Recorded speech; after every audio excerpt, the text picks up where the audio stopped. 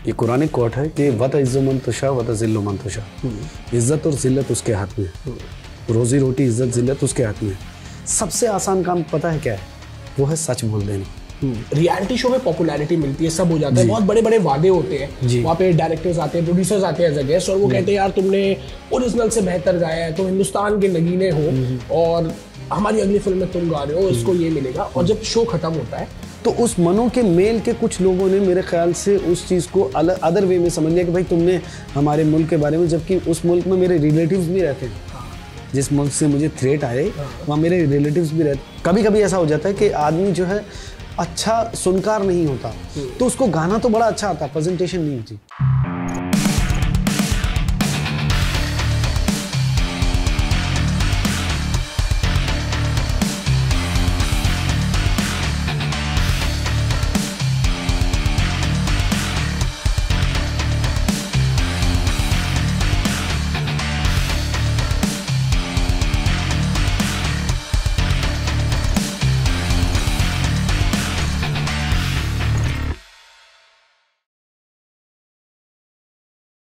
सो दोस्तों, rest of life best of life के इस अगले एपिसोड में आपका फिर स्वागत है। जैसे मैंने वादा किया था कि एक ऐसी शख्सियत, एक ऐसी कहानी जिसको सुन के हमें फिर एक हिम्मत, एक मौका मिलेगा उनकी शख्सियत से अपनी रेस्ट ऑफ लाइफ को बेस्ट ऑफ लाइफ बनाने के तरीके जानने का। आज के हमारे इस rest of life best of life podcast के जो गेस्ट हैं वो है 2006 में सारेगामा प से पूरे हिंदुस्तान के दिलों में छा जाने वाले, सब लड़कियों के दिलों में राज करने वाले, सुरों के बादशाह, हमारे बड़े प्यारे सिंगर, बहुत ही फेमस, बहुत ही प्यारे राजा हसन भाई। Thank you so much. Thank you so much Raja भाई। थैंक यू, शुक्रिया मेरे भाई। आपने हमारे पॉडकास्ट के लिए समय निकाला, थैंक यू, टाइम निकाला। बहुत सारी बातें करना चाहूंगा, लेकिन पहली चीज मैं शुरुआत ये करना चाहता हूँ, बचपन से ही आपको संगीत सीखना पड़ा, क्योंकि आपके जो वालिद साहब है, पिताजी है, वो एक बहुत ही फेमस भजन सिंगर है और मेरे बचपन से फेवरेट रहे हैं। रियाज कितना इंपॉर्टेंट था बचपन से आपके लिए? पापा का डर था या आप खुद भी करना चाहते थे? नहीं, मेरे पापा हमेशा ये चाहते थे कि मैं अच्छा पढूं और पढ़ाई लिखाई के बाद जो भी करना है फिर वो सेकेंडरी है, तो प्रायोरिटी तो पढ़ाई लिखाई थी। बट आप भी मारवाड़ी हैं, मैं भी मारवाड़ी हूँ, तो एक मारवाड़ी की कहावत है, ऊंदरा और जायड़ा बिल्ली खोदा है। तो सिंस चाइल्डहुड मैं मतलब गाना गाता था स्कूल टाइम से, और गाना गाते गाते धीरे धीरे लोगों ने, जैसे कि आपने पहले भी कहा कि जागरण से शुरुआत कर दी, कभी किसी फंक्शन में चले गए, वहाँ 2-4 गाने गा लिए। तो फिर उसके बाद पापा ने, पहले तो पापा को पसंद नहीं था, फिर उन्होंने बोला कि अब जब शुरू ही कर दिया तो फिर प्रॉपर रियाज करो, ताकि लोग ये ना कहें कि तुमने गाना जो है वो इसलिए गा रहे हो आप कि आपको जो है पैसे की बहुत ज़्यादा ज़रूरत है। तो वैसा कुछ तो था नहीं, because earning source of income तो फादर ही थे हमारे घर में, हमेशा से वो कर ही रहे थे, तो हमें क्या ज़रूरत थी बचपने में करने की। तो उन्होंने कहा कि फिर इसको सीखो मुकम्मल, जो भी हो सके, जितना हो सके, क्योंकि यहाँ पे तो कोई इतना, देखिए ये तो समंदर है, म्यूज़िक समंदर है, बट जितना वक्त मिले, जितना आपको रियाज़ करने का टाइम मिले, तो मेरे नाना निसार अहमद ख़ान, उनसे मैंने शुरुआत की, और मेरे बड़े भाई अब्दुल शकूर सुलेमानी, उनसे शुरुआत की।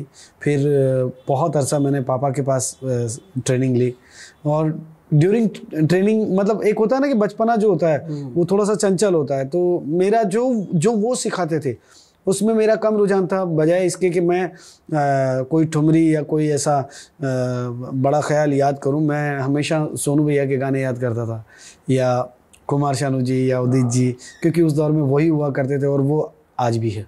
ग्रेट। ये कहा जाता है कि एक मारवाड़ी को आप मारवाड़ से दूर कर दो, लेकिन उसके अंदर से आप मारवाड़ को दूर नहीं को निकला नहीं भाई। यस। कितना मिस करते हो आप मारवाड़ को? मैं मिस नहीं करता, मैं जब भी मिस करता हूँ मैं पहुंच जाता हूँ। मिस करना तो ये होता है कि मैं अमेरिका में रह रहा हूँ, मैं रहता ही हिंदुस्तान में। हिंदुस्तान में कहीं ना कहीं आपको देखिए, आलू हो गए, हमारे सरदार जी हो गए, मारवाड़ी हो गए, बंगाली हो गए, ये हर स्टेट में आपको मिल ही जाते हैं कहीं ना कहीं। असल बात होती है लैंग्वेज की, जो आपका दिल पकड़ती है, तो वो कहीं ना कहीं आपको मिल ही जाता है, एक आधा बंदा मिल जाता है। हमारी फिल्म इंडस्ट्री में इतने तगड़े तगड़े लोग हैं जो बहुत ही बेहतरीन राजस्थानी बोलते हैं, और वैसे आप उनसे अगर मुखातिब होते हैं तो इंटरनेशनल या नेशनल लैंग्वेज के तौर पे थोड़ा बहुत इधर उधर हिंदी, उर्दू और इंग्लिश का इस्तेमाल कर लेते हैं। अदरवाइज तो कोई मारवाड़ी मिल गया तो कोशिश यही रहती है कि भाईला का ही हाल है। सही है जी। राजा भाई, जैसे सिंगिंग सीखते हुए, प्रॉपर रियाज करते हुए, एक शोज में गाना, एक अंचल में गाना और एक रियलिटी शो जो उस समय इतना पॉपुलर हुआ था, उस शो ने आपको पूरे हिंदुस्तान के हर घर में पहुंचा दिया जी। और उस सीजन के बाद आजकल तो इतने रियलिटी शो हो गए कि लोग आते जाते भूल जाते हैं, लेकिन आपका जो सीजन था और आपका जो शख्सियत है, आपकी नाम है, वो सबके जहन में आज भी है। शुक्रिया। उस शो से निकलने के बाद आपको लाइफ कितनी चेंज लगी? चैलेंजेस ज़्यादा आ गए थे, क्योंकि क्या हुआ कि हमें ये पता ही नहीं था। हमारा काम ये था कि जैसे हम गांव में हमारा शहर बड़ा छोटा है बीकानेर, लेकिन बड़ा सुरीला है और बड़ा म्यूज़िकल है, तो वहाँ पे छोटे छोटे जो कॉम्पिटिशन्स होते थे वो जीतने की आदत थी कि यार ये कॉम्पिटिशन में जाएंगे, हम जीत जाएंगे और उसके बाद जो भी इसमें हमें इनाम तबका मिलेगा तो हम भी अपने घर पर, जैसे क्रिकेटर ट्रॉफियाँ ला के रखते हैं तो हम भी ट्रॉफी ला के रखेंगे। तो इसके बाद ये जो सारेगामा आया और ये संगीत का प्रथम विश्व युद्ध था। अगर आपने इसका टाइटल देखा होगा तो प्रथम विश्व युद्ध, वो भी संगीत का, और संगीत का तक समझ में आया, प्रथम भी समझ में आया, लेकिन विश्व युद्ध जब लगा ना तो पता चला कि साहब अफ्रीका से भी आ रहा है, अमेरिका से भी आ रहा है, पाकिस्तान से भी आ रहा है, चाइना से भी आ रहा है, वहाँ से सारे लोग आ रहे हैं। तो वो जो एक प्रेशर था वो एक अलग ही मतलब टेंशन बिल्टअप करता था कि यार ऐसा क्या गाएं, कि ऐसा किस तरह से कौन सा गाना परफॉर्म करें जिससे ऑडियंस को ऐसा लगे कि नहीं ये है। और मैं समझता हूँ कि इस ऑडियंस ने बहुत ज़्यादा प्यार दिया, स्पेशली मुझे, बिकॉज मैं आई वॉजंट एबल टू मेरे पास इतना ज़्यादा वो नहीं था, ट्रिकी दिमाग नहीं था कि मैं कंपटीशन के क्या गाने गाने चाहिए, किस तरह से अपने आप को प्रेजेंट करना चाहिए। आई वॉज मतलब जो मैं था वो मैं हूँ, वो मैं रहूँगा, वैसा था। तो हो गया। फिर वो प्रेशर जो है, उस प्रेशर ने एक चैलेंज नया खड़ा कर दिया, बिकॉज हम गाना गाने आए थे, गाने ने अचानक हमें फेस वैल्यू दे दी। अब फेस वैल्यू के चलते में चैलेंज ही आ गया कि बाल भी मेंटेन करने हैं, तो बॉडी भी मेंटेन करनी है, तो कपड़े भी मेंटेन करने हैं। देन उसके बाद whenever you go to any other kind of, मतलब कोई भी फंक्शन में अगर आप जा रहे हैं तो उस फंक्शन के अंदर आपको अपना एटीट्यूड एक मेंटेन रखना है। एंड इट वाज लाइक मेरे लिए बहुत बड़ा ये इंस्टीट्यूट बन गया था कि यार मैं क्या सीखूं और क्या ना सीखूं। एक चीज़ वो, दूसरी ये कि असल जो चैलेंज था वो ये था कि कंपटीशन ख़त्म, अब क्या वो जो अब क्या है ना, उसने बड़ी मतलब धक्के खिलाए और धक्के भी खिलाए। और मैं शुक्रगुजार हूँ उन लोगों का जिन्होंने मुझे उसके बाद संभाल के रखा, मुझे थामा, और थामने के बाद आज तक मेरे ख्याल से 15 साल हो रहे हैं या हो चुके होंगे, लेकिन अभी तक जो है गाड़ी चल रही है, गाड़ी चल नहीं रही, दौड़ रही है। मेरा एक सवाल था राजा भाई कि जब रियलिटी शो में पॉपुलैरिटी मिलती है, सब हो जाता है, बहुत बड़े बड़े वादे होते हैं, वहाँ पे डायरेक्टर्स आते हैं, प्रोड्यूसर्स आते हैं एज अ गेस्ट, और वो कहते हैं यार तुमने ओरिजिनल से बेहतर गाया है, तुम हिंदुस्तान के नगीने हो और हमारी अगली फिल्म में तुम गा रहे हो, उसको ये मिलेगा। और जब शो खत्म होता है, आपने कुछ रियलिटी शो में बकायदा ये आवाज भी उठाई है कि आप कह तो देते हो यार कि हम जो है वो ओरिजिनल से बेहतर थे, और जब अब गाने देने की बारी आती है तो तुम दूसरे मुल्क से लोगों को बुलाते हो, उनको भी बुलाओ, लेकिन जब आपने वादा किया आप में इतना पोटेंशियल है, तो 2 सवाल है मेरा इसी सवाल में। ये सवाल उठाना कितना जरूरी है, पहला, और दूसरा कितनी पीड़ा होती है, कितना दर्द होता है कि जब आपको सराहा जाए और वहां पे फिर वैसा काम ना मिले। एंड तीसरी इंपॉर्टेंट चीज, ये हिम्मत कहाँ से आती है भाई कि जिस इंडस्ट्री में रहना है, लोग कहते हैं ना कि आपको समुद्र में रहना है तो मगरमच्छ से बैर मत करो, तो ये एक हिम्मत भी चाहिए अपनी आवाज को बुलंद करने के लिए उन्हीं लोगों के सामने। ये तीनों सवाल के जवाब मुझे चाहिए। फर्स्ट ऑफ ऑल तो समुद्र में वही रहता है जो जिसको तैरना आता है। यस, तो इसका मतलब ये नहीं है कि मगरमच्छ का राज है, हाँ, ये तो हो ही नहीं सकता। और हम लोगों में एक बहुत मशहूर कोट है, ये कुरानिक कोट है कि वत इज़्ज़ो मन तुशा वत ज़िल्लो मन तुशा, इज़्ज़त और ज़िल्लत उसके हाथ में है, रोज़ी रोटी इज़्ज़त ज़िल्लत उसके हाथ में है। सबसे आसान काम पता है क्या है? वो है सच बोल देना। और मैंने सच बोला, मेरे लिए वो आसान था। अगर मैं डिप्लोमेटिक तरीके से बात करता या कुछ भी करता, मुझे बहुत सारे थ्रेट्स आए, अच्छा, थ्रेट कॉल्स आए आफ्टर दैट पर्टिकुलर एपिसोड, और उन थ्रेट्स का मैंने जवाब दिया। मैंने कहा भाई आप समझ ही नहीं गए, मेरी बात समझे नहीं। I was talking about employment, I wasn't talking about कोई पॉलिटिकल एंगल नहीं था मेरा कि यार आप, मैंने पाकिस्तान का नाम नहीं लिया, मैंने चाइना का नाम नहीं लिया, दोनों हमारे अच्छे दुश्मन हैं, सॉरी अच्छे दोस्त हैं। और एक मनों का जो मेल है ना वो कहीं ना कहीं रहता है। तो उस मनों के मेल के कुछ लोगों ने मेरे ख्याल से उस चीज़ को अदर वे में समझ लिया कि भाई तुमने हमारे मुल्क के बारे में, जबकि उस मुल्क में मेरे रिलेटिव्स भी रहते हैं। जिस मुल्क से मुझे थ्रेट आए वहाँ मेरे रिलेटिव्स भी रहते हैं, मेरे जानने वाले भी रहते हैं। तो ये सारी चीज़ें जो थी वो ऐसा नहीं था कि हम लोगों ने कोई बनावटी कोई माहौल बनाया था, वो जेन्युइन था कि उन दिनों बैक टू बैक क्या हो रहा था कि 2 गाने जो हैं वो बाहर के सिंगर गा रहे थे, 2 म्यूजिक डायरेक्टर खुद गा रहे थे, और 2 गाने श्रेया जी और सुनिधि जी, मतलब ऐसे फीमेल सिंगर्स में बढ़ जाते थे। अब रही बात रियलिटी शो में इतने सारे सिंगर्स आ रहे हैं, तो उन्होंने अपना कमांड कहाँ पे रखना है, कहाँ पे वो किस तरीके से वो करेंगे, वो उनका अपना लुकआउट है। वहाँ मेरे जिम्मे ये बात थी कि भैया आप लोग वादे करते, फिर मुझे इसका एक तोड़ भी मिला, एक बहुत आसान जवाब मिला कि सर बॉस का बॉस बनना बड़ा मुश्किल होता है। मैं आपको ये बता सकता हूँ कि मेरी अगली फिल्म में आप काम कर रहे हैं, लेकिन जो मुझे फाइनेंस कर रहा है, जो मुझे मेरे ऊपर प्रोड्यूसर है ना, उसने किसी और को कहा अरे मैं बोल रहा हूँ तू मेरी फिल्म में, अगली फिल्म में एक्टिंग कर रहा है, गा रहा है, या XYZ, मैं तो कहता हूँ VFX कर रहा है, जो भी कर रहा है XYZ। तो ये जो वादे होते हैं ना, ये कोई एक आदमी नहीं लेता, बहुत सारे लोग लेते हैं। तो हमें भी जो वादे किए जाते हैं म्यूजिक डायरेक्टर्स के द्वारा किए जाते हैं कि यार मेरी अगली फिल्म में तुम गा रहे हो, बट वो भी है ना कच्चा पक्का ही होता है, क्योंकि उसको भी नहीं पता। मैंने ऐसे बहुत सारे बेचारे म्यूजिक डायरेक्टर देखे हैं जिन्होंने मुझसे बहुत बड़े वादे किए, लेकिन वो उस चीज़ पे खरे नहीं उतरे। मैं उनकी बुराई नहीं करूँगा, लेकिन सच्चाई ये है कि उनके हाथ में नहीं है। ओके। तो उनके हाथ में जब नहीं है, एक एक गाना आप सोचिए कि मैं इतने गाने गा के आया हूँ, कई ऐसे गाने हैं जो इतने बड़े सिंगर्स ने गाए हैं, और मैं गया और मैं दोबारा डब करके आ रहा हूँ। मैंने गाया और मुझे शर्म भी आ रही है। फिर मैंने कहा यार ये मगरमच्छ मच्छी वो वाला खेल नहीं है, किसी से बैर नहीं है और किसी से कोई ज़्यादा हमदर्दी नहीं है। सिंपल ये है भैया, ये वो समंदर है जिसमें सब तैर सकते हैं, शर्त ये है तैरना आना चाहिए, किसी से बैर नहीं है। मगरमच्छ है, उसके ऊपर ब्लू व्हेल भी है। yes. खत्म।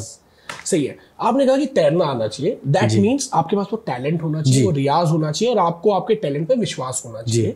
एक सक्सेस मिलने के बाद यूजुअली हमने देखा है कि बहुत से लोग अपने उस टैलेंट और उस चीजों को और ज्यादा निखारने के बजाय बाकी चीजों पे ज्यादा फोकस करते हैं। एक्चुअली आपका कितना ध्यान रहता है रियाज को लेके, और आज भी आप कितने देर रियाज करते हैं? देखिए, अगर मैं सच बोलूँगा तो आप मेरे ख्याल से इस बात को एक्सेप्ट करेंगे कि नहीं, बट मुझे रियाज किए हुए काफ़ी अरसा हो गया। मैं रियाज नहीं करता। रियाज नहीं करने का रीज़न ये नहीं कि मैं लोगों को ये कह रहा हूँ कि आप रियाज ना करें, रियाज बहुत ज़रूरी है, लेकिन रियाज तब तक के लिए होता है जब तक आप फील्ड पे नहीं उतरे। अब आप रोज बैटिंग कर रहे हो, रोज बैटिंग कर रहे हो, तो आपको नेट पे जाने की क्या ज़रूरत है? यस। तो अगर आप रोज किसी न किसी ऐसे माहौल में हो जहाँ पे आपको 4 गाने किसी को सुनाने पड़ रहे हैं, 2 गाने किसी के साथ गाने पड़ रहे हैं, 2 गाने किसी के लिए बनाने पड़ रहे हैं, तो इतनी सारी एक्टिविटीज के अंदर आपको पहली बात तो रियाज तो भूल ही जाओ। ये भी एक प्रकार का रियाज ही है। वो मैं वही कह रहा था कि अब जो पहले रियाज के लिए हमें भागना पड़ता था, अब रियाज हमारे साथ चलता है। तो हम गाड़ी में बैठे हैं, कुछ गाना अच्छे आए, अच्छा सुनना भी रियाज है। मेरी गाड़ी में आप देखिए रफ़ी साहब, लता मंगेशकर जी, किशोर कुमार साहब, और नए गाने लाइक अरिजीत, ये नए गाने बजते रहते हैं, मैं उनके साथ गुनगुनाता रहता हूँ। अच्छा सुनना भी रियाज है।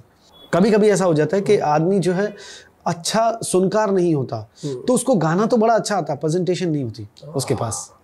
तो वो जो प्रेजेंटेशन है या जो वो लोगों का थ्रू गायकी एक सामना करना होता है ना, वो भी एक डिफरेंट खेल है। दैट इज कॉल्ड एक अपने काम को लेके एक बॉडी लैंग्वेज बनती है।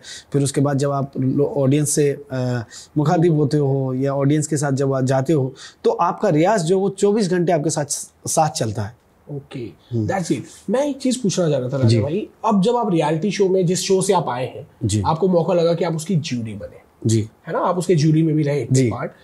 बहुत सी बार ऐसा कहा गया, जैसे हम छोटे कस्बों में रहते हैं ना, तो कहा जाता है यार ये सारे रियलिटी शो ना प्लान्ड होते हैं, या कुछ लोग हैं जो बैठ के डिसाइड करते हैं। इस बारे में आपका क्या टेक है कि ये कितना प्लान्ड होता है, कितना मैनिपुलेशन वाला रहता है, या बिल्कुल ऑथेंटिक रहता है? देखिए, एक बात तो मैं बिल्कुल एक साइड लूंगा अपने आर्टिस्टों की, कि आर्टिस्ट ट्रू होते हैं। ओके। अब रही बात रियलिटी शो प्लान्ड होते हैं, उसका एग्जाम्पल हमारे अभी इस सेट पे है कि आप हमसे यूं भी बातचीत कर सकते हैं, पीछे क्रोमा लगाने की जरूरत नहीं है, मुझे मेकअप करवा के बिठाने की जरूरत नहीं है, आपको मेकअप करवाने की। वही चीजें रियलिटी शो एक तरीके से इतनी सारी ऑडियंस को थ्रू टीवी जब दिखाया जाता है तो उनकी भी कुछ अपनी मजबूरियां हो जाती हैं। कोई मजबूरी नहीं, उनको एक चीज अच्छा तो दिखाए। यस। अगर कोई आदमी गरीब गया है तो जरूरी है कि उसको फटे हुए कपड़ों में ही गाना गवाए बेचारे। तो ये चैनल की भी एक जिम्मेदारी होती है। चैनल अपना एक पॉइंट ऑफ व्यू रखता है कि भैया हमारे चैनल पे कोई भी चीज जाए तो वो अच्छा दिखे, मुझे मेरे बाल हाईलाइट करवाने की क्या जरूरत थी, मैं तो गाना गाता हूँ। तो ये चैनल जो है उसके कुछ रूल्स एंड रेगुलेशन होते हैं। रही बात गाना, तो रियली गाना पड़ेगा। आप वहां पे कितनी भी झूठी बेकार की बातें कर लो कि मेरे घर में रोटी नहीं थी, मेरे घर में आटा नहीं था, मेरे घर में छानस नहीं, ये सब बकवास है। बात दरअसल ये है कि आपको गाना तो पड़ेगा, चाहे आपके घर में रोटी थी या नहीं थी, उससे कोई लेना देना नहीं। रही बात उस प्रोडक्ट को ब्यूटीफुल दिखाने के लिए ये चैनल की एक्टिविटीज होती है। बहुत सारी चीजें ऐसी होती है, हमारे क्रिएटिव्स होते हैं पीछे कि यार राजा कुछ मजा नहीं आ रहा, थोड़ा मस्ती मजाक करो। तो वो जो मस्ती मजाक है वो डिसाइडेड होती है ताकि ऑडियंस को अच्छा लगे। किसकी हिम्मत है हिमेश रेशमिया से या विशाल शेखर से या बपीदा से जाके डायरेक्टली मजाक कर ले? किसकी हिम्मत है? लेकिन उनके कान में भी डाला जाता है कि सर ये ऐसा ऐसा होगा तो थोड़ा सा एक मसाला मिलेगा, ऑडियंस हंसेगी, बट गाना रियल में पड़ेगा। Okay, simple. सर मैं वहां पे सेट पे गया, मेरी तबीयत खराब हो गई बहुत जबरदस्त, बेचारा 5 दिन भूखा रहा, हॉस्पिटल में रहा, टू पीछे पूरा वायलिन्स बज रही है, फ्लूट्स बज रहे हैं और पता नहीं क्या क्या दुखी दुखी आलाप चल रहे हैं, फिर भी गाना पड़ेगा। गाना तो पड़ेगा। तो असल आर्टिस्ट तो होता है, उसके साथ जितनी भी जो एक्सेसरीज है ना, दैट इज कॉल्ड थोड़ा सा पैचवर्क है वो। ताकि अच्छा दिखा सके। सिंपल। राइट। अपने काम के अलावा अपनी निजी जिंदगी में एक बेहतर इंसान बनने के लिए हर आदमी कुछ ना कुछ करता है जी। तो ऐसी क्या 3 चीज है जिसको आप हमेशा ध्यान रखते हैं कि यार इन 3 चीजों का मुझे ध्यान रखना है जिससे मैं एज अ ह्यूमन ग्रो कर सकूं? सबसे पहले मैं कोशिश करता हूं अना से बचूं। ये मेरा पहला है, बिकॉज समवेयर मैं इतना नहीं कहूँगा कि बहुत ज़्यादा, but I believe spirituality, I believe religious जो थिंग्स है उसमें मेरा बिलीव है। तो मुझे ऐसा लगता है कि यार ये आना, ये जो कामयाबी है, ये जो जितनी भी है एक दिन सारी मिट जानी है। तो कोशिश ये करते हैं कि यार जितना हो सके एक सहज और सरल बन के रहें। हालांकि मैं कितना हूँ कितना नहीं हूँ ये तो मुझे भी नहीं पता भाई, बट मैं कोशिश करता हूँ first. And second thing is कि अगर कोई चीज़ ऐसी है जो वाकई मेरे लायक है और उसको मुझे अडॉप्ट करना चाहिए, like for an example Arijit का कोई गाना आ गया, सोनू निगम का कोई ऐसा गाना, सोनू भैया का कोई ऐसा गाना है, या मैंने कोई पुराना ऐसा गाना सुना, और या मैंने कौशिकी चक्रवर्ती जी को सुन लिया या राशिद खान साहब को सुन लिया, तो मैं कोशिश ये करता हूँ कि यार चलो उन्होंने 1 रुपया किया, मैं 4 आने तक तो पहुँचने की कोशिश करूँ। तो मैं रियाज़ करता हूँ उन सारी चीज़ों के लिए। सो ये रियाज़ है मेरा। ग्रेट। मेरा रियाज़ वो नहीं है कि मैं सारेगामा पाधा नहीं से बैठ करके वैसा। थर्ड जो वेरी इंपॉर्टेंट वो ये है कि मैं कोशिश करता हूँ मुझसे कोई नाराज़ ना हो यार। क्या बात। मैं ये भी कोशिश करता हूँ कि जितना हो सके मैं भी माफ़ कर दूँ और वो भी मुझे माफ़ कर दे। बहुत इंपॉर्टेंट पॉइंट है। yes. माफ़ करना और माफ़ी मांगना। जी। राजा भाई एज अ पर्सन जब आप घर जाते हैं कि स्टारडम को बाहर रख के जी, लेकिन काम के लिए, शोज के लिए ट्रैवल बहुत करना पड़ता है, समय घर में कम दे पाते होंगे, तो उन सारी चीज़ों में आप खुद को कैसे मैनेज करते हैं घरों में बच्चों के साथ, वाइफ के साथ, या जब वो कमी रहती है तो जब खाली समय मिलता है तो उस चीज को कैसे कोप अप करते हैं कि आपकी फैमिली लाइफ भी जो है वो उतनी ही बैलेंस बनी रहे, वहां पे भी आप उतनी शिद्दत से रहे जैसे आप अपनी प्रोफेशनल लाइफ को देखते हो? मैंने पहले भी कहा था कि मैं थोड़ा सा स्पिरिचुअल टाइप का आदमी हूँ, तो मुझे ये सारी चीज़ों में इतना ज़्यादा वो नहीं होता। लाइक एक और चीज़ है कि अगर आप फ्री हैं, मतलब बगैर फालतू घर से निकलना मुझे पसंद नहीं है, ना मैं निकलता हूँ और ना मना भी किया गया है। तो एक तो ये चीज़ है। दूसरी बात ये है कि जब मैं शो पे जाता हूँ तो वो ज़माना अलग था कि जब मैं अमेरिका में जा रहा हूँ तो मुझे जहाज़ में बैठ के जाना पड़ेगा, वो पानी वाले जहाज़ में बैठ करके जाना पड़ेगा, तो महीना भर लगेगा, ऐसा कुछ नहीं है। रायपुर में शो है, मैं अगर मान लो 7 बजे आपके यहाँ पे पहुंचा, 7 बजे की फ्लाइट है, मैं दोपहर तक पहुंचता हूँ, वीडियो कॉल इतना इजी हो गया, तो वो बहुत मैनेजेबल है, बहुत ज़्यादा। मुझे ऐसा लगता है 24/7 हम लोग, मैं अपने बच्चों के साथ, मैं अपनी बीवी के साथ, मैं अपने माँ बाप के साथ ही रहता हूँ, बिकॉज जो भी हमारे फंक्शंस जो होते हैं, हाँ बैक टू बैक एक अलग चीज़ है, बट फंक्शन ज़्यादा से ज़्यादा एक दिन का होगा, तो अगर हम कहीं पहुंचने हैं तो एक दिन पहले पहुंच गए, वो फंक्शन क्या, दूसरे दिन हम लोग घर पे होते हैं, तो इतना कोई ज़्यादा वो आपने एक बहुत प्रेशर नहीं आता। याद दिलाई बात, मुझे याद आया वो किस्सा, अचानक याद आया कि आप रायपुर आए थे एक शो में, हम बुलाए थे, और याद होगा कि वो शो बहुत बड़ा था और उस दिन बारिश भी बहुत घमासान हुई, और मुझे याद है शाम को 5:30 बजे आपका फोन आया कि बेटा तू चिंता मत कर, पानी नहीं गिरेगा, बारिश नहीं होगी। तो मैं बोला यार राजा भाई क्या बात कर रहे हैं। मैं घर गया तो आपने वीडियो कॉल पे अपनी मम्मी से कुछ दुआएं पढ़ी या कुछ नहीं, बोले माँ बोल दी है कि अब बारिश नहीं होगी। आपको याद है कि नहीं? मुझे नहीं पता याद अच्छे से। तो वो एक्चुअली हुआ ये था कि लाइट चली गई थी। ये 2 बार हुआ मेरी लाइफ में। एक बार लखनऊ में हुआ था और लखनऊ में भी सेम चीज़ हुई थी, लेकिन लखनऊ वाला बहुत वर्स्ट था। और ये आपके साथ जो था उसमें तो सिर्फ बादल बने हुए थे। तो अक्सर ऐसा हो जाता है कि अगर आपको बिलीव आपका बहुत स्ट्रांग होता है, मुझे ऐसा लगता है कि दर दर भटकने की ज़रूरत नहीं है। अगर आप अपने माँ बाप को प्यार कर लो और उनसे दुआएं ले लो ना, तो आपको किसी मतलब और दर पे जाने की ज़रूरत नहीं है। But at the same time आपका बिलीव जो है वो आएगा ही तब जब आपका फेथ वहाँ ज़्यादा होगा। तो मुझे ऐसा लगा कि मेरे माँ के कदमों में जन्नत है। मेरी मम्मी से मैं बात करता हूँ, उनसे दुआएं करवाता हूँ, और वो लाइफ में फर्स्ट एक्सपीरियंस था और सेकंड टाइम आपके यहाँ था, और वो कारगर हुआ कि मैंने मम्मी से कहा यार बारिश आ गई बेचारे के, इतने पैसे लगे हुए हैं, इसने करोड़ों रुपए लगा करके शादी अपनी बेटी की और इतने ज़्यादा लोगों को बुलाया। बिकॉज आई वॉज विटनेस कि मेरे साथ जो है फ्लाइट से बॉम्बे से कितने लोग गए थे, बॉम्बे के अलावा दिल्ली से कितने लोग आए थे लखनऊ में, और इतना अच्छा इंतज़ाम, और अचानक आंधी आ गई, तेज़ बारिश आ गई। और मुझे आज भी याद, वो एंकर का नाम तो मैं भूल गया, उस एंकर को मैंने ऐसे ही थोड़ा सा ओवर कॉन्फिडेंस होके बोलते हैं ना कि बंद करवा दे बारिश। हालांकि मेरी औकात क्या है इस मामले में, तो मेरी क्या हिम्मत, मैं तो एक फेथ बोल रहा था अंदर से। तो मैंने मम्मी से फ़ोन पे बोला, मैंने कहा मम्मी ऐसी ऐसी बात हो गई, तू अल्लाह से दुआ कर कि ऐसा हो जाए। और बस उसने यही बोला कि भाई तेरा तो चलो ठीक है, तू तो करके निकल जाएगा, तेरा तो कुछ थोड़े बहुत इतने उतने लाख का है, ये तो बेचारों का करोड़ों में है, और एक बेटी का ब्याह है, तो उस बेटी के नसीब का, उस बेटी के बाग का उस बाप पे मालिक दया कर दे ऊपर वाला। तो जिस तरीके से उसने बोला, तो मेरे ख्याल से उस दिन ऊपर वाले को ये बात सुननी थी, और वो सुनी। और मेरे फ़ोन रखने से पहले बाहर से आवाज़ आ गई कि बारिश बंद हो गई, जबकि जब वो झोंके आए थे तो पूरा ऑलमोस्ट वहाँ पे ना पूरा तम्बू सब उखड़ गए थे और सब उल्टा हो गया था। तो ये तो निजी एक्सपीरियंस है। आपके साथ भी वैसे ही था कि जब बादल बने हुए थे तो मैंने वो हो जाता है ना, देखा अभी आपका कोई काम हो जाता है तो आपको उस बात पे थोड़ा सा बिलीव और ज़्यादा हो जाता है। इसलिए मैंने मम्मी से कहा कि मम्मी आप थोड़ा सा दुआ कर दीजिए, बादल बने हुए हैं, आपके सामने की बात है, और बाकी जो हुआ आपके सामने हुआ था। सही है। राजा भाई एक चीज ये भी देखिए कि जब आप सिंगर बने होंगे, इतनी पॉपुलैरिटी आई होगी, तो सबसे ज्यादा खुशी मुझे लगता है आपके पापा को हुई होगी, क्योंकि वो भी उसी फील्ड के हैं, और आपका भी बेटा है वो भी गाना गाता है। मुझे याद है हम लास्ट टाइम किसी कैफे में बैठे थे और आपने बड़े प्राउडली बताया कि एक बहुत ही फेमस म्यूजिक कंपोजर के साथ, तनिष्क बागची के साथ उसने एक गाना रिकॉर्ड किया, 2 गाने रिकॉर्ड किए। 2 गाने की उस समय जो पहला गाना था आपने मुझे बताया था, लास्ट बैठे थे। कितनी खुशी होती है कि जब आपका भी बेटा उस चीज में आगे बढ़ रहा है। नहीं, मेरा भी वही डर है। अच्छा, जो मेरे पापा वाला था। हाँ, मेरा भी वही डर है। मैं ये चाहता हूँ कि पहले दुनिया समझ लो। हाँ, आर्ट तुम्हारे पास, देखो कुछ चीजें इंसान लेके पैदा होता है। सचिन तेंदुलकर बने नहीं थे, पैदा हुए थे।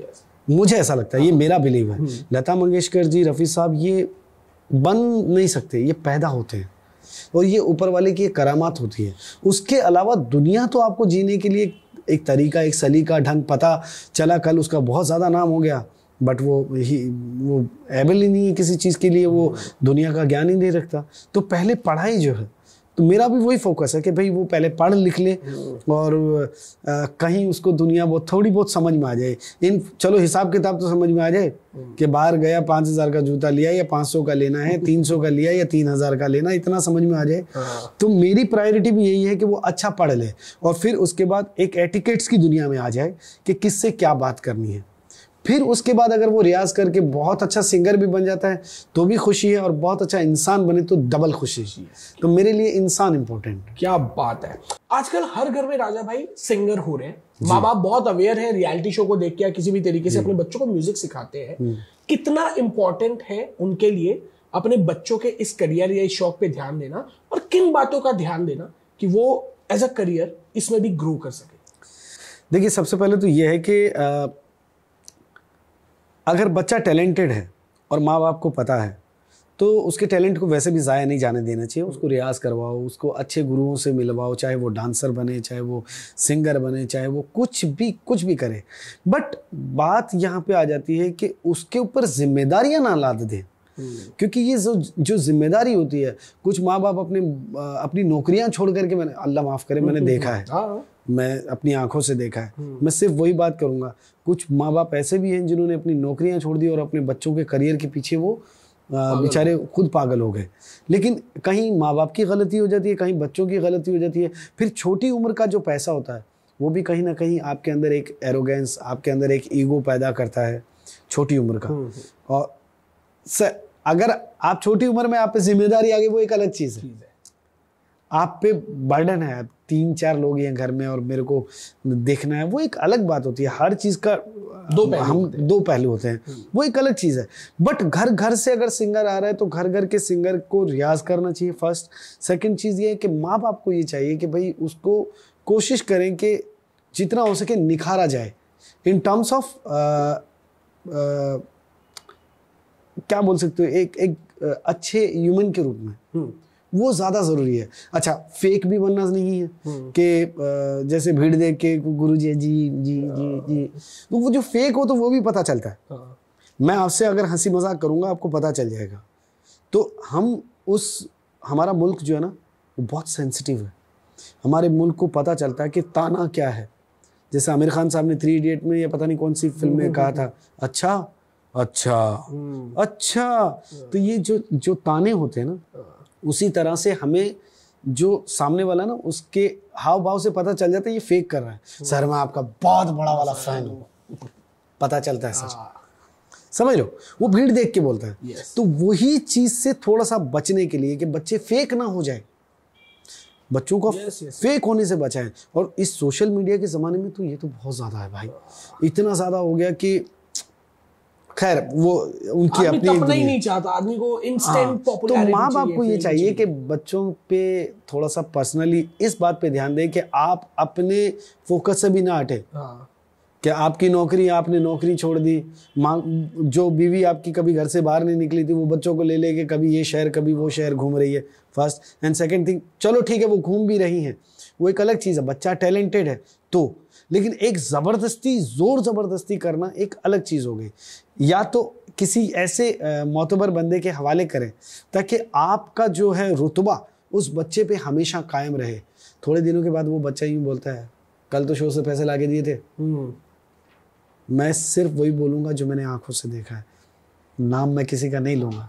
क्योंकि कई बार ये हमारे साथ हो जाता है कि जब हमें पूछा जाता है कि यार ये फला चीज़, तो हम भी ऐसे हो जाते हैं, अरे यार परसों तो बिल भरा था, ये किया था, वो किया था। जब हमारे साथ ये हो रहा है तो बच्चे के साथ बहुत हाई लेवल पे होता है। तो ये सारी चीज़ें ज़रूरी, रियाज करवाओ। अच्छा टैलेंटेड है, अच्छे रियलिटी शो में जाओ, लेकिन रियलिटी शो का मतलब कामयाबी नहीं है, ये पहले बोल देता हूँ। रियलिटी शो का मतलब कामयाबी नहीं है। कामयाबी तो यहाँ होती है जो उसके बाद जिसको वो देना होता है। कामयाबी है आप अच्छे दोस्त बनो, अच्छे हस्बैंड बनो, अच्छे रिश्तेदार बनो, अच्छे पड़ोसी बनो। कामयाबी ये है कि जब आप जाएं तो लोग पीठ पीछे ये कहें यार इंसान यार कमाल है यार। तो वो है कामयाबी। कामयाबी ये थोड़ी है कि पूरी दुनिया मुझे जानती है। तो पूरी दुनिया तो शेरों को भी जानती है, वो तो शिकार करता है। वीरप्पन को भी जानती थी। पूरी दुनिया बहुत सारे लोगों को जानती है, लेकिन पूरी दुनिया का जानने का जो नज़रिया है वो बदलना बच्चों के हाथ में, उनके माँ बाप के हाथ में। क्या बात है, बहुत अमेजिंग। Thank you. कुछ रैपिड फायर जैसा भी खेलते हैं राजा भाई, आगे क्वेश्चंस करें उसके पहले। सोशल मीडिया की दुनिया ज्यादा अच्छी है या जो पहले आप रियलिटी शो से आए थे वो ज्यादा अच्छी है? पहले वाली ज्यादा अच्छी है। फेवरेट सिंगर, एक पुराना और एक नया? लता मंगेशकर जी, अरिजीत सिंह। अरिजीत सिंह। एक ऐसा सिंगर, उसका कोई गाना जो आपको लगता हो कि शायद उससे बेहतर आप इसको गा सकते थे? सारे बेहतर है, फिर भी एक सॉन्ग तो कोई ऐसा होगा जो आपको लगता होगा या ये गाना मुझे मिलना चाहिए था, ऐसा कभी लगा? यार मुझे ऐसा लगता है कि मारी तीतरी मुझे गाना चाहिए था। क्या बात है, तो एक हो जाए फिर हम इस क्वेश्चन को। तारे तू मांगे जा रे, रख दूं कदमों में सारे, चंदा तक जाने के मैं रास्ते दूंगा बनवारे, तू जो कर दे जरा इशारा, तू जो जहां भी मांगे सारा, पूरा का पूरा लाई दूं रे, मारी तीतरी तन वेलवेट को लेंगो लिया दूं मारी तीतरी। थैंक यू राजा भाई। अभी आप जो नए म्यूजिक कंपोजर्स के साथ आप काम कर रहे हैं, बैक टू बैक आपके इतने गाने हिट हो रहे हैं, और पुराने भी कुछ म्यूजिक कंपोजर्स के साथ आपने काम किया रियलिटी शो में, किसके साथ काम करने में ज्यादा सिंसियरिटी फील होती है? कि वो ज्यादा सिंसियर तरीके से काम कर रहे थे, या अब जो काम आ रहा है इतना फास्ट हो गया, टेक्नोलॉजी आ गई है तो अभी काम ज्यादा बेटर हो गया? सिंसियरिटी की अगर बात करें तो मुझे ऐसा लगता है कि शंकर एहसान लोहे और सलीम सुलेमान जी और अपना विशाल शेखर जी, इनसे ज्यादा कोई सिंसियर नहीं है। ओके, बहुत सिंसियर है। एंड रैपिड फायर जैसे आप जो बोल रहे हैं उसमें मुझे ऐसा लगता है कि तनिष्क बागची का मुकाबला नहीं है। जब भी मैं जाता हूँ वो मुझे बोलता है भाई बहुत बड़ा गाना है, और वो बहुत बड़ा गाना 2 मिनट में गवा के भेज देता है। तो एक वो होता है, और इनकी मुझे जो टेक्निक्स है वो दोनों की डिफरेंट है। दोनों तीनों की सबकी टेक्निक्स है अपनी अपनी रिकॉर्ड करवाने की, बट कुछ सिंगर पे भी डिपेंड करता है। तो मुझे ऐसा लगता है कि आज के दौर में जो अच्छे सिंगर्स के साथ जो काम करते हैं, ये उनमें तनिष्क बागची हैं और अपना प्रीतम दा, वन मैन आर्मी है। ग्रेट। बहुत सारे लोग गायक बनने का, संगीतकार बनने का सपना लेके आते हैं जी, जिसमें से बहुत से लोग शायद रियलिटी शो तक भी नहीं पहुंच पाते जी। ऐसी कौन सी 3 टिप्स होगी या सुझाव होंगे जो आप उन लोगों को दे कि अगर जो सीखे हुए हैं और एक कुछ कर गुजरने का सपना लेके मुंबई आते हैं तो 3 किन चीजों का ध्यान देना चाहिए कि वो अपने सपनों की तरफ आगे बढ़ सके? सपने देखना बुरी बात नहीं है, सपने देखो, रोज देखो, लेकिन उसको साकार करने के लिए जो मेहनत लगती है वो उनको खुद को भी पता होती है कि क्या मेहनत लगनी है। सिर्फ एक ही चीज़ है कि जिस दिशा में आप जा रहे हो क्या वो आपके लायक है, ये आप खुद अपने आप से पूछ सकते हो। खुद को अंदर जवाब मिलता है, सबको मिलता है। दूसरी बात क्या है कि ये जो ग्लैमर वर्ल्ड है इसमें आने के बाद देखो आर्ट वर्ल्ड अलग है। हमारे हिंदुस्तान की ये फितरत में है कि जब कोई आर्टिस्ट बहुत ज़्यादा नाम करता है तो वो ऑटोमेटिकली ग्लैमर वर्ल्ड में आ जाता है। तो वो ऑटोमेटिकली आ जाता है, उसकी बेचारे की गलती नहीं है। लेकिन ग्लैमर वर्ल्ड में आने के बाद भी अपने आप को सस्टेन रखना, अपनी बातचीत को, अपने एटीट्यूड को, अपने एप्टीट्यूड को, अपनी बहुत सारी ऐसी चीज़ें हैं जिसको आप मेंटेन रखने की अगर कोशिश करें तो ज़्यादा बेहतर है। बिकॉज देखो गाना तो रानू मंडल भी गा के गई थी, मैं बुराई नहीं कर रहा हूँ, लेकिन ये उसकी आवाज़ की महारत थी। उसके बाद क्या होता है वो अलग चीज़ है। तो जितने भी रियलिटी शो के सिंगर्स जो हैं, जो रियलिटी शो में आना चाहते हैं, तो वो ये बात ध्यान में रखें कि वो गाएं, उसके बाद जो होना है नहीं होना वो ऊपर वाले पे छोड़ें। बिकॉज हर कभी किसी को मुकम्मल जहाँ नहीं मिलता, कहीं ज़मीन तो कहीं आसमान नहीं मिलता, वेरी सिंपल। तो ये ज़रूरी नहीं है रियलिटी शो का सोच करके अगर आप ये सोच रहे हैं कि आप एक दिन में हनी सिंह बन जाएंगे, हो नहीं सकता। एक दिन में आप शंकर एहसान लोहे बन जाएंगे, हो नहीं सकता। एक दिन में आप सोनू निगम बन जाएंगे, हो नहीं सकता। उतने सालों की जो मेहनत है ना पीछे, आप किसी को भी उठा करके देख लीजिए, किसी को भी। एक दिन का स्टार, रियली एक दिन का स्टार जो होता है वो 1 महीने का भी नहीं होता है टिकने वाला। लेकिन जिसने सालों मेहनत की है वो कहीं ना कहीं पैरेलल धीरे धीरे चलता जाता है और वो अपने आप को मेंटेन कर लेता है वहाँ पे। तो वो जो चीज़ है वो सीखना ज़रूरी है, मुझे ऐसा लगता है। ग्रेट। एज ए स्पिरिचुअल अपने आप को ग्रो करने के लिए जी आपकी क्या रिचुअल रहती है, प्रैक्टिस रहती है? आई डू नमाज 5 टाइम्स, जो भी है। मतलब ये बताने वाली बात नहीं है, लेकिन मैं कोशिश करता हूँ कि अपने रब को राजी करूँ। That's great. 3 चीजें जो आप हमेशा ध्यान रखते हो कि कितना भी बिजी शेड्यूल रहे, बाहर रहे, ट्रैवलिंग रहे, व्हाटएवर, अपनी फिजिकल हेल्थ को ध्यान में रखने के लिए किन चीजों का ध्यान आप ज्यादा रखते हो? ज्यादा फूडी नहीं हूँ ना, इसलिए बस वो ऑटोमेटिकली हो जाता है। मारवाड़ का बंदा और फूडी नहीं होना। नहीं, इतना नहीं हूँ, मतलब मैं शौकीन नहीं हूँ। आप समझ रहे हैं? मेरे सामने अगर आप लाके रख दिए कि साहब ये करेला बनाया और ये फला फला बनाया है, तो मुझे ऐसा लगता है कि करेला ज़्यादा बेहतर है। तो मैं खा लूँगा। मेरे लिए हेल्थ जो है वो इतनी ज़्यादा इम्पोर्टेंट नहीं है जितना कि मेरा अपना जहन जो है वो मेरे कंट्रोल में रहे। ग्रेट। आजकल एक टैबू चल रहा है राजा भाई, मेंटल हेल्थ को लेके, डिप्रेशन को लेके। लोग थोड़ी थोड़ी सी चीज में अपने आप को अकेला मानने लगते हैं, जो अमूमन होना नहीं चाहिए हम जिस देश में रहते हैं। तो हाउ यू फील? कभी एक ऐसा वक्त आता होगा यार कि हमको भी कभी डिप्रेशन फील होता है, तो how you cope up with that? देखो, आता है, ये सबकी लाइफ में आता है। क्या होता है कि जब ये एक्सपीरियंस आता है ना, उस वक्त आपको ऐसा लगता है कि यार मेरा कोई नहीं है। और ये कहीं ना कहीं ऐसे ही लोगों के साथ आता है जो ग्रो अप वाली तीर पे बैठे होते हैं और अचानक वो तीर धीरे धीरे पीछे वापस आने लगता है। तो मैंने उतार चढ़ाव देखे, और कई बार ऐसा हो जाता है कि मुझे ऐसा लगता है कि यार सारी दुनिया खिलाफ हो गई क्या। तो वो जो डिप्रेशन है उस पर कंट्रोल करना जो है वो सिवाय स्पिरिचुअलिटी के आपको आ ही नहीं सकता, पहली बात। दूसरी एक होता है कि आप आदमी थोड़ा सा ना दृढ़ निश्चयी होना चाहिए अंदर से, क्योंकि उसको ये पता होना चाहिए। देखिए, एक बात है, एक मुर्दा रखो, एक जिंदा रखो, दोनों के हाथ है, दोनों की आंखें हैं, दोनों के नाक है, दोनों के कान हैं, हर चीज़ है, लेकिन जिंदा हरकत में है और मुर्दा कोई हरकत नहीं कर पा रहा है। वो जो हरकत के और मुर्दे और जिंदे के बीच का जो निज़ाम है ना, उसको बोलते गॉड। कोई तो है जो निज़ाम हस्ती चला रहा है, वही खुदा है। अगर उस पे से बिलीव उठने लगता है ना, तो आप डिप्रेशन से मौत के करीब जाने लगते हो। और ये बिलीव है ना कि यार जिसने मुझे ज़िंदगी दी है वही मुझे मौत देगा, और जो मुझे मौत देगा वही तो मेरी ज़िंदगी बना रहा है, वही तो मेरी ज़िंदगी चला रहा है। तो ये जो बिलीफ है ये होना बहुत ज़रूरी है। डिप्रेशन दो ही तरह से आता है, या तो आप बहुत ज़्यादा ग्रीडी हैं, अगर आप लालची है ना, आपको डिप्रेशन आएगा कि यार मैंने कल तो 4000 के जूते खरीदे थे और आज मैं 400 के भी नहीं ले पा रहा। पहला डिप्रेशन। दूसरा डिप्रेशन ये कि मेरी जिम्मेदारी है कि यार 15 लोग 20 लोग मेरे साथ जुड़े हुए हैं, यार मैं लोगों का ये करता हूँ। किस बात का डिप्रेशन है यार? अमीर होने का डिप्रेशन होता है और कुछ नहीं। डिप्रेशन सिर्फ अमीर होने का होता है कि यार लोग क्या कहेंगे। मैं कहता हूँ लोगों के कहने से तुम जीना क्यों छोड़ दोगे। क्या बात है, लोग क्या कहेंगे, ये सच है। तो डिप्रेशन सिर्फ अमीर बनने का होता है या गरीबी की तरफ जाने का होता है कि यार मैं गरीब ना हो जाऊं या मेरे साथ ये ना हो जाए। डिप्रेशन ये है वो है, बहुत सारी चीजें, एंजाइटी लोगों को घेर लेती है। मैं निकला हूं इसलिए बता रहा हूं।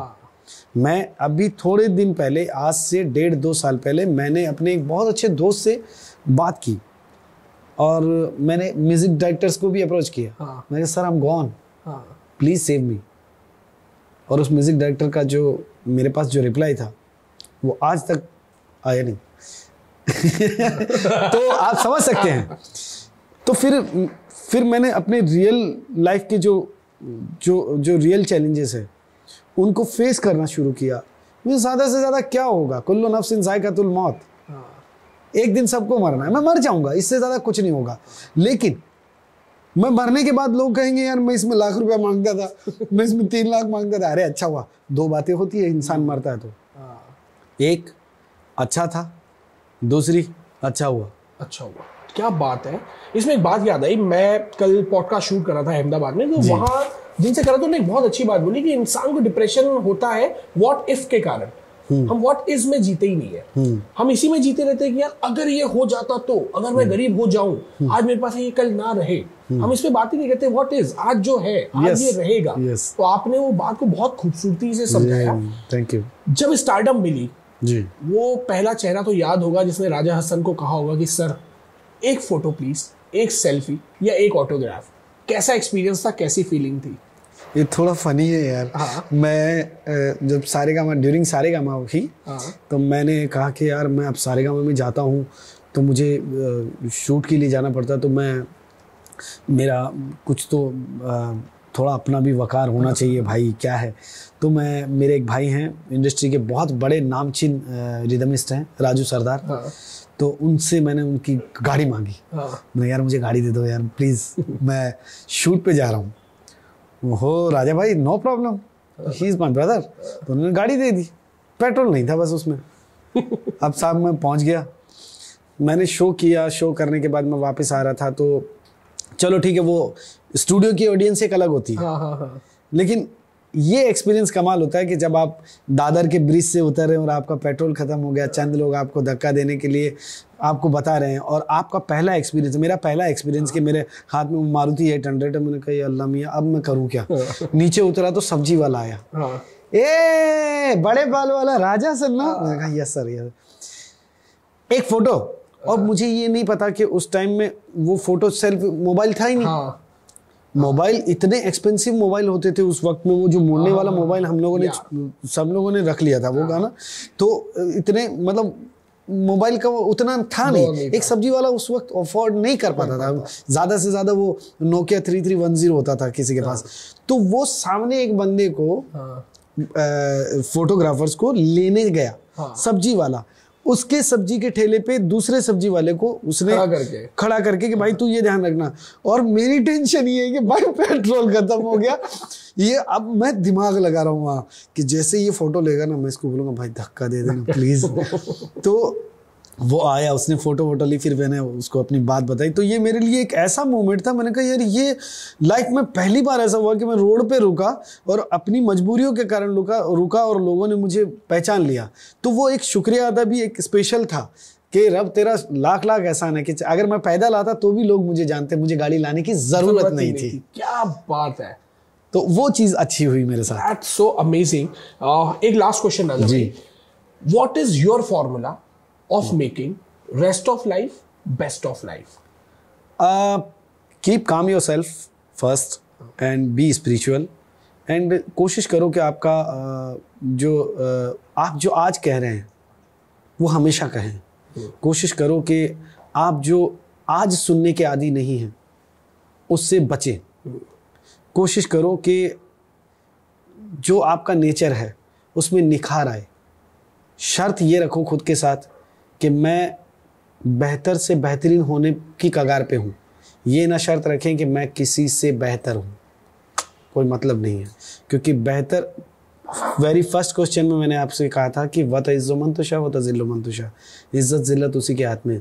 Rest of life, best of life ये है कि आप लोगों से खुश रहें, लोग आपसे खुश रहें। क्या बात है। तो आई होप हमारे जो ऑडियंस है उनको भी बहुत मजा आया होगा। और मैं फिर आपसे चाहूंगा कि आप ना इस एपिसोड को शुरू से लास्ट फिर एक बार देखना, और आपको बहुत सारे ऐसे पॉइंट मिलेंगे जिसमें आपको आपके शायद उन छुपे हुए सवालों के जवाब मिल जाए। और इस शो को खत्म करना मैं इस बात से चाहूंगा राजा भाई कि अपने फादर साहब का एक आध कोई बहुत अच्छा जो फेवरेट सॉन्ग हो, आपका भी पसंदीदा हो, उसके साथ हम आज के इस एपिसोड को खत्म करते हैं। वैसे तो मुझे पापा की बहुत सारी चीज़ें पसंद है, मतलब हमेशा से ही मैं उनके गाने और भजन उनके गाते आया हूँ। बट मुझे जो पर्सनली मुझे जो मेरी पापा की जो फेवरेट कंपोजिशन लगती है वो मुझे लगती है फिल्म क्षत्रिय में उनका एक गाना था। अच्छा। सुपने में सखी देखो नंद गोपाल, सावरी सुरतिया हाथ में बांसुरिया और घुंघराड़ा बाल, ये सुपने में सखी देखो नंद गोपाल। एक ये और एक छोटी सी चीज आपके लिए मैं पेश करना चाहता हूँ, मेरे फादर साहब की है, जाने से पहले, ताकि आप ऑडियंस को ये लगे कि ये हर बार अपनी तरफ से नहीं, अब मेरी तरफ से आपके लिए। ये मेरे फादर साहब की ही गज़ल है, वो परफॉर्म करते हैं, मुझे नहीं पता राइटर कौन है, but credit goes to that writer also.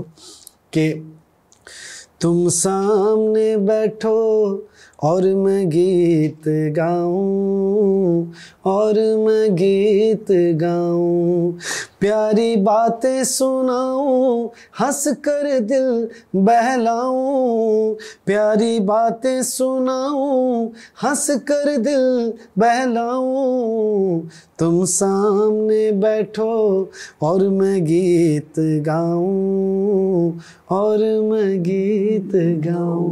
क्या thank you so much Raja भाई for coming, and I really wish कि हमारी व्यूअर्स, हमारी ऑडियंस आपके इस आज की बात को सुन के अपनी रेस्ट ऑफ लाइफ को बेस्ट ऑफ लाइफ जरूर बनाएगी। इंशाल्लाह। Thank you so much brother.